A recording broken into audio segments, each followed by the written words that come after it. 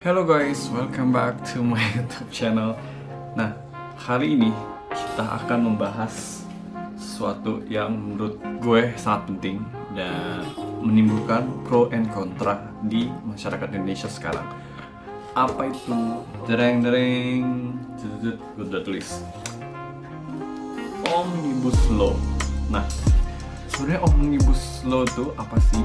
Nah, di dalam video ini gue akan menjelaskan secara rinci sebenarnya apa sih Omnibus Law itu, tujuannya apa, terus kayak pro kontranya apa, dan apa yang salah sih sebenarnya dari apa salah dan apa yang benar dari si Omnibus Law ini.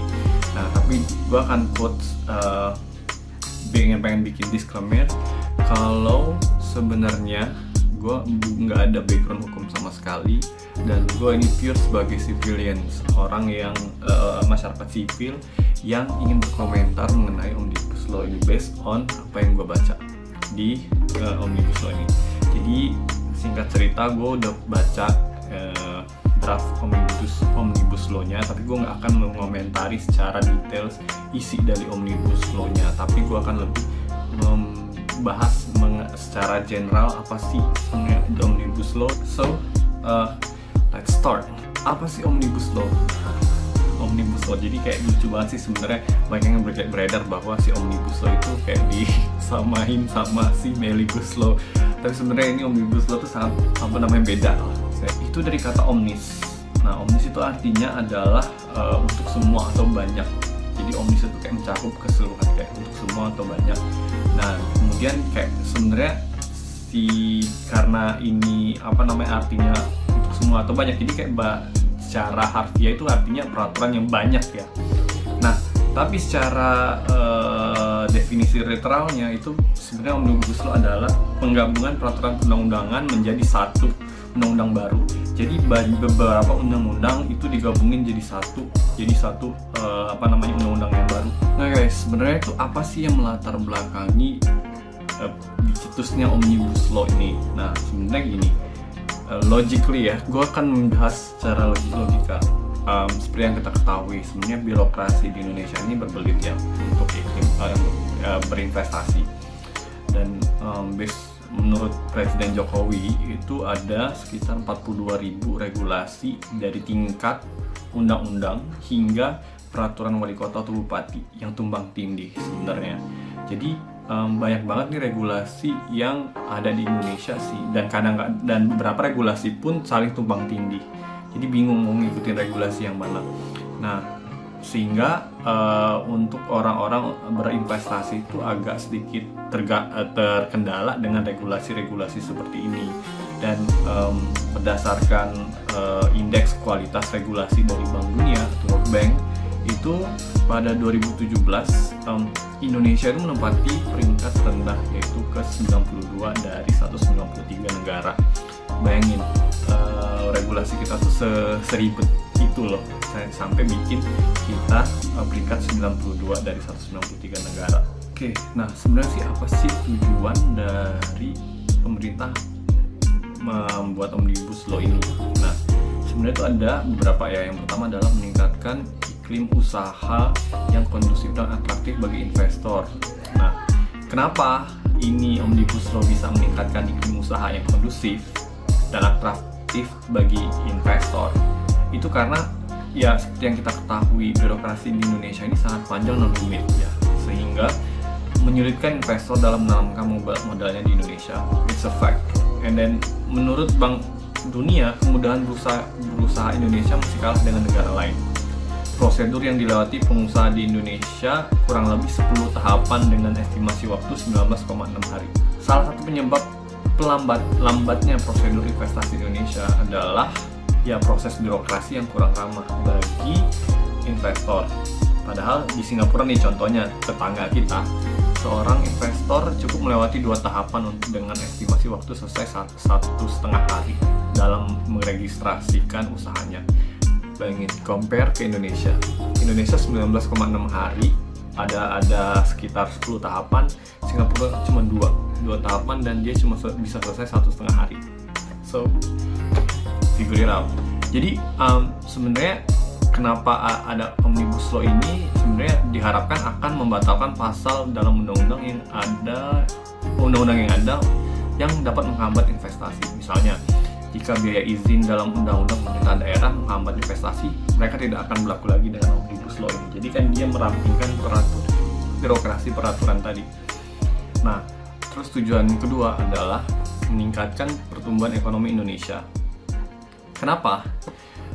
Karena dengan adanya Omnibus Law ini diharapkan ya bisa menyederhanakan birokrasi dalam berinvestasi, sehingga banyak investor masuk ke Indonesia dan dapat meningkatkan pertumbuhan ekonomi Indonesia. Jadi sebenarnya gini, berharapnya adalah banyak investor masuk, uang yang berputar di Indonesia makin banyak sehingga meningkatkan perekonomian Indonesia, dan terserapnya banyak tenaga kerja Indonesia juga gitu loh ketika orang-orang berinvestasi di Indonesia. Nah, lanjut, ketiga adalah meningkatkan kepastian hukum dan mendorong minat warga asing WNA untuk bekerja di Indonesia. Nah, ini sebenarnya pro and kontra bagi orang-orang. Jadi ada di sini. Jadi ada orang yang kontra ketika kenapa sih orang asing mau kerja di Indonesia? Orang kita aja masih banyak pengangguran. Kayak nanti orang asing akan mengambil pekerjaan kita di sini. Dan nanti semua tanah-tanah kita, semua aset-aset negara akan dikuasai asing. Nah, ada yang berpikiran seperti itu. Nah, tapi ada juga yang berpikiran seperti ini.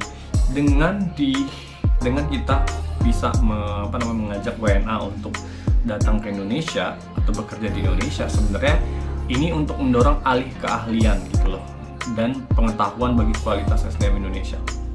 Jadi ya intinya untuk transfer knowledge lah. Jadi sebenarnya ketika mereka kesini, ya misalnya dari orang-orang dari luar negeri kesini, dia bisa transfer knowledge ke kita gitu loh. Kita bisa belajar dari dia instead of kita ke sana, ke negara mereka. Jadi ini diharapkan kita bisa transfer knowledge tadi, transfer keahlian. Jadi kita bisa belajar dari masyarakat asing. Dan selanjutnya adalah mendorong kepatuhan sukarela wajib pajak atau WP. Nah, dengan banyaknya investor yang datang ke Indonesia tadi, jadi diharapkan tuh masih banyak penerimaan pajak di Indonesia. Jadi penerimaan pajak kita tuh meningkat karena tadi banyak investor yang masuk ke Indonesia. Nah, kemudian ada tujuan selanjutnya adalah menciptakan keadilan berusaha antar pelaku usaha dalam negeri dan pelaku usaha luar negeri.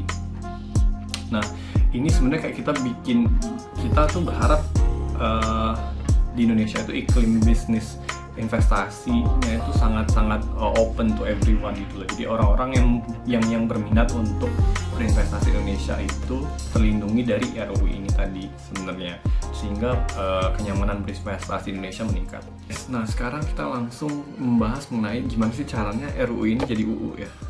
Nah, jadi stepnya itu ada 12 sebenarnya bisa panjangin lagi, tapi kayak intinya adalah yang pertama itu yang bisa mengajukan sebuah RUU itu ada 3. Pertama Presiden, kedua DPR atau DPD. Nah, salah satu lembaga negara ini akan mengajukan RUU. Nah, kemudian RUU ini dimasukkan ke dalam prolegnas atau program legislasi nasional oleh Badan Legislasi DPR untuk jangka waktu 5 tahun.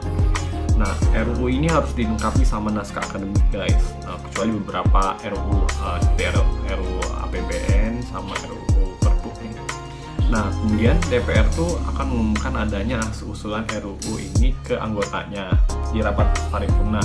Kemudian di rapat paripurna selanjutnya diputuskan apakah si RUU ini disetujui atau tidak gitu loh. Kalau misalnya dia disetujui, maka akan dibahas lebih lanjut. Kemudian kalau misalnya ini RUU udah diterima ataupun disetujui, nah maka akan ada yang namanya pembicaraan tingkat pertama. Nah, itu di rapat komisi, rapat gabungan komisi, rapat badan legislasi, rapat badan anggaran, atau rapat panitia khusus. Ini rapatnya banyak guys. Nah, kemudian pembicaraan tingkat 2 dilakukan di rapat paripurna yang berisi penyampaian laporan tentang proses, pendapat mini fraksi, pendapat mini DPD, dan hasil pembicaraan tingkat 1. Jadi ada pernyataan persetujuan, penolakan, atau setiap fraksi itu akan menyampaikan semuanya dan akan dijawab oleh si pengusul RUU ini. Nah, misalnya pendapat akhir presiden yang disampaikan oleh menteri yang mewakilinya ataupun dan lain sebagainya. Nah, apabila tidak tercapai sepakat melalui musyawarah mufakat, keputusan diambil dengan suara terbanyak. Nah, ini baru dimulai voting.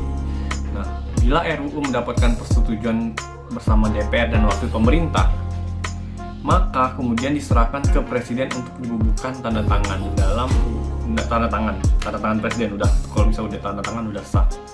Dalam UU ditambahkan kalimat pengesahan serta diundangkan dalam lembaga negara Republik Indonesia. Nah, yang sekarang itu fasenya udah di tahap si RUU ini udah disahkan oleh DPR dan udah diserahkan ke pemerintah. Nah, sekarang ini udah di tangan Jokowi nih, apakah dia akan mengesahkan atau tidak. Nah, dalam hal RUU ini sebenarnya ketika udah disahkan di DPR itu sudah final, tinggal ditandatanganin Jokowi. Nah, tapi kalau misalnya tiba-tiba nih Jokowi tidak mau menandatangani, di stage selanjutnya dalam hal RUU tidak ditandatangani oleh presiden dalam waktu paling lama 30 hari terhitung sejak RUU disetujui bersama, RUU tersebut sah menjadi undang-undang dan wajib diundangkan. Jadi, dengan ada atau tidaknya tanda tangan Jokowi, RUU ini udah pasti sah. So, unless ada gugatan selanjutnya, itu mungkin ke gugatan ke MK dan lain sebagainya, itu bisa baru. Nah, tapi untuk pengesahan RUU ini udah otomatis udah final, udah 99% final. Oke guys, itu adalah penjelasan mengenai Omnibus Law itu apa dan apa tujuannya dan juga proses pembentukannya seperti apa. Nah, gue nggak akan bahas mengenai pro kontra mengenai Omnibus Law itu karena gue akan keep it like general. Jadi semua bisa berpendapat apapun itu, apa mau pro kontra. Nah, anyway, I will note that what could have been better gitu loh, kayak sebenarnya ada suatu hal yang sebenarnya pemerintah bisa memuluskan pelaksanaan si Omnibus Law ini. Yang pertama adalah sebenarnya pemerintah tuh bisa memperbaiki dari cara sosialisasi ke masyarakat. Nah, ini si undang-undang Omnibus Law ini termasuk terlalu cepat lah sebenarnya. Nah, ini sebenarnya sebaik atau sebagus apapun suatu undang-undang atau suatu peraturan, kalau tidak ataupun satu kebijakan, kalau tidak disampaikan ke masyarakat atau disosialisasikan terlebih dahulu ke masyarakat, ini akan membuat polemik di masyarakat. Jadi menurut gue itu pemerintah harusnya lebih memperhatikan kayak sosialisasinya mengenai Omnibus Law ini ke masyarakat, karena banyak masyarakat yang bingung sebenarnya dengan peraturan Omnibus Law ini, dan banyak masyarakat yang termakan hoax dan panik ketika adanya tiba-tiba muncul Omnibus Law tanpa sosialisasi terlebih dahulu. Nah, yang kedua adalah sebenarnya pembahasan dari Omnibus Law ini terkesan terburu-buru dan minimnya partisipasi dari buruh ataupun KSPI ya untuk pembahasan si Omnibus Law ini. Nah, akan lebih baik sebenarnya ketika semua stakeholder, mau dari DPR, pemerintah, Kadin, kepala dagang, pengusaha dan juga buruh itu dilibatkan dalam perancangan si Omnibus Law ini. Dan Omnibus Law ini bisa dikatakan sudah final dan masyarakat kita bisa menggugat isi dari Omnibus Law ini ke MK. Dan gue berharap sih sebenarnya dari pembahasan ini kita lebih aware proses dan apa itu Omnibus Law, prosesnya gimana. Kita sebagai masyarakat sipil biasa yang berkewajiban untuk berpartisipasi aktif dalam menjaga keutuhan NKRI itu harus berpendapat mengenai si Omnibus Law ini. Tapi pendapat ini dalam tanda kutip kita harus fair fair dan mencari credible source untuk membackup pendapat kita tersebut. Dan I said to everyone, kita punya hak untuk setuju maupun tidak setuju mengenai si Omnibus Law ini, but do it in the right way. So thank you so much for everyone. Kalau misalnya kalian setuju ataupun nggak setuju, coba di komen di sini, mungkin kita bisa discuss lebih lanjut. So thank you so much and bye.